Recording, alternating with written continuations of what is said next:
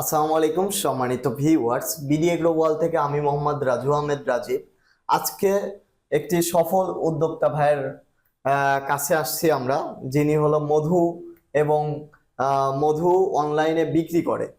তার মানুষের কাছ থেকে নিয়ে তিনি হলো মশলাগুলো বিক্রি করত।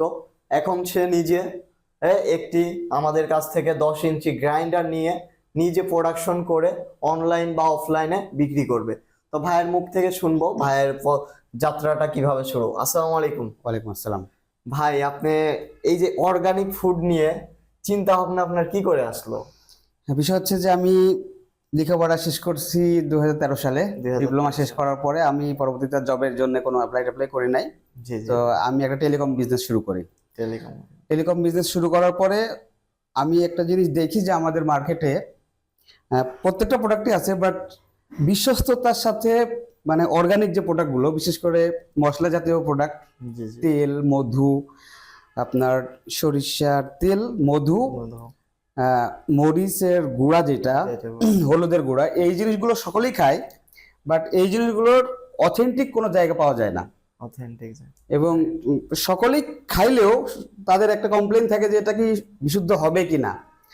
তো আমি নিজে চিন্তা করলাম যে তাহলে এইখানটাই আমার একটা সুযোগ হয়তো বা হবে, যে আমি মানুষকে নিজে তৈরি করে প্রোডাক্টগুলো দিতে পারবো। যদিও আমার টেলিকম বিজনেস, তবে মানুষ আমাকে অনেক কথা বললেও আমি এইটা শুধুমাত্র অথেন্টিক, রিয়েল, হালাল এবং নিজে উৎপাদন করে দেওয়া যায় বিধায় আমি এই ব্যবসাগুলো আমার ব্যবসার সাথে অ্যাটাচ করতে চাচ্ছি।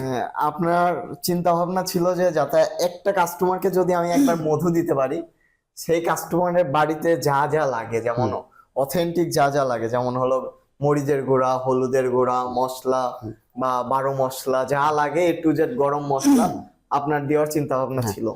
মানে আমার এখানে মূল উদ্দেশ্য হচ্ছে যে এইগুলো আসল দেওয়া যায়, কিন্তু মানুষ নকল দেয়।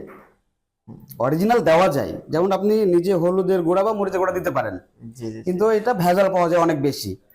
তো আমি ওই জায়গাটায় ফোকাস করার চেষ্টা করছি যে আমি আসলটাই দিব মানুষকে, আসলটাই দিব। যার জন্য আমি আবার যদি বাইরে থেকে ভাঙিয়ে নিয়ে আসি, সেইখানে আমার একটা সমস্যা হচ্ছিল, কাস্টমার আমাকে বিশ্বাস করতে একটু কষ্ট হচ্ছিল, সেজন্য আমি একটা মেশিন নিতে আসছি। বাইরের বড় মেশিন গুলাতে আপনার ওই যে পাথরের চাকতি গুলা ব্যবহার করা হয়। পাথরের চাকতি কিন্তু আপনার হলুদের মরিচের গুঁড়া কিন্তু অনেক চাপ দিতে হয়। চাপ দেওয়ার ফলে পাথরের চাকতি গুলা আপনার ওই যে পাথরের গুঁড়া গুলা যায়, যাওয়ার পরে আপনার কাস্টমার এরকম কমপ্লেন করে নাই যে আমার হলো ইয়ার সমস্যা হয়, যে গুঁড়াটার সমস্যা হয়, একটু ওই যে খিসখিসে একটা ভাব থাকে বা বালুর একটা ওখানে আস্তর থাকে বলে। আর যদি আপনি পাথরের চাকতিগুলা ব্যবহার করেন, তাহলে লোহার চাকতিগুলা ব্যবহার করেন, তাহলে কিন্তু এই খিসখিসি দাগটা থাকবে না। আমাদের যেমন 10 ইঞ্চি গ্রাইন্ডারে এটা কিন্তু লোহার চাকতি ব্যবহার করা আছে, এই যে লোহার চাকতি ব্যবহার করা আছে। এই কারণে আপনি এই 10 ইঞ্চি গ্রাইন্ডার নিতে আসছেন না? জি। তো আমাদের যে চাকতিগুলো আছে এগুলা লোহার চাকতি।